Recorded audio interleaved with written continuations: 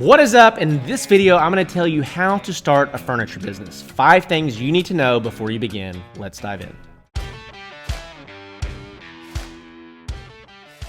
Well, hey, welcome back to the channel. Welcome back to the show. If you are trying to start a furniture business, a custom woodworking business, a handmade business, this is the channel that you need to be subscribed to. So stop what you're doing and click that button because we've got over 100 videos that are all the things you need to know from a business perspective to starting your business, right? Listen, you can go anywhere and learn how to build a table. You can go anywhere on YouTube and learn what you should sell. And you can go anywhere on YouTube and figure out all these different things. But from a business principle standpoint, I don't know of anybody that's putting out the amount of content that we're putting out to help you practically scale your business with marketing, with sales, with operations, with the thought process behind scaling and growing your business. So listen, you got to subscribe if you haven't. Okay, so how to start a furniture business. I'm going to give you 5 things that you need to know before you actually start, okay? We're going to walk through these. This is going to be relatively fast, so stick with me. You're going to want to make sure that you stick around for the 5th one. Not going to lie, it's pretty solid. So number 1 is you have to pick a niche.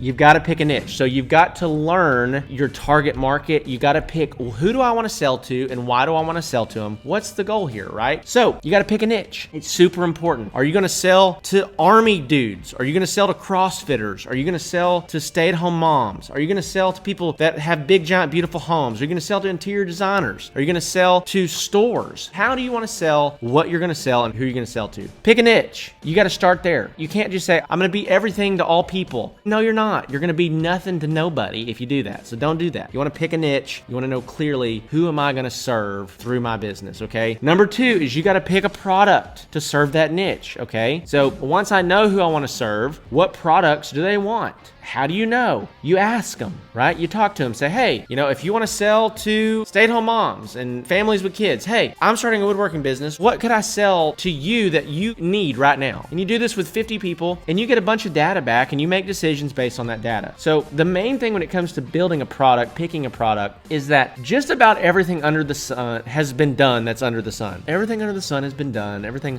that's under the sun has already been done, right? So you got to figure out a way to differentiate yourself because I'm sure there are revolutionary ideas left. They're hard to come by and you're either going to succeed wildly or fail greatly, okay? If you chase a revolutionary product idea. But if you pick a proven product that a lot of people are doing, you're throwing yourself into a market that there's activity, you know that people are buying it, then all you have to do, figure out a way to differentiate yourself. How do you make your products, your business look different? Okay, so number 3, the third thing that you need to do before you start is you need to pick a marketing channel. How are you going to get in front of people and how are you going to get more at-bats? I tell people all the time, you need more at-bats. You need more chances to sell. You don't have enough chances to sell. How are you going to market your products? Is it going to be billboards? Is it going to be radio ads? Is it going to be you on the side of the road with the sign say, hey, come buy my stuff, the twirling sign guy? How are you going to sell your stuff? Is it going to be Facebook ads? Is it going to be Google ads? Is it going to be Pinterest? Is it going to be on Etsy? Is it going to be at your local trade show? You got to figure that out, right? So you got to pick a marketing channel that you can hammer on until you know that you're getting really great results. Then once you're getting really great results with that marketing channel,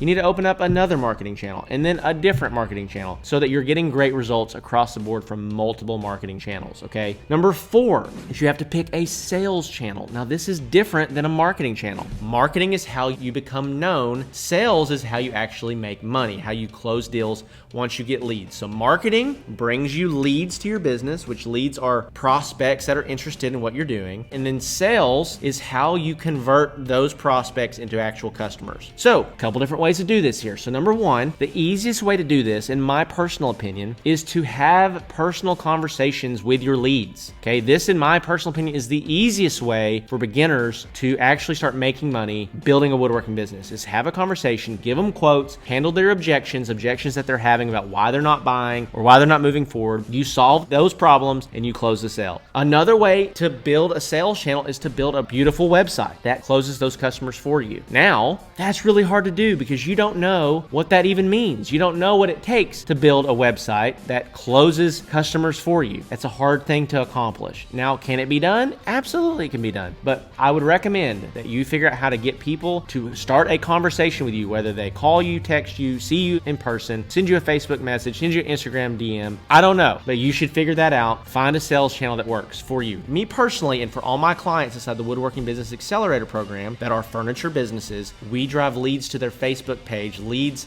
send in messages asking for custom quotes. Okay, we train them on how to handle that sales environment, and then they close deals, right? And so on average, inside of the Woodworking Business Accelerator program, for every dollar that a client spends, they're generating $10 in revenue. If you're trying to scale a furniture business, go check it out. Woodworking Business Accelerator program, it's in the link below in the description. So the fifth thing that you need to do before you get started is you need to create a brand. Why do some tables sell for $4,000 that look exactly like other tables that sell for $1,000? Because of the brand, right? Why does Nike charge $150 for this pair of shoes that has all the same materials in it that these Walmart shoes have that are $35? Why? Because of the brand, right? Because of the technology, because of all the reasons they tell you that you should buy their Nike shoes. And that's what creating a brand does. It differentiates you from Joe Smo down the road. It differentiates you in your product, in your service, in your customer service, in your sales process. It differentiates you in such a powerful way that it allows you to charge more money for your products, okay? Which means that you're gonna be putting in the same amount of work as Joe Smo, and you're gonna be making twice, 3, 4 times as much money,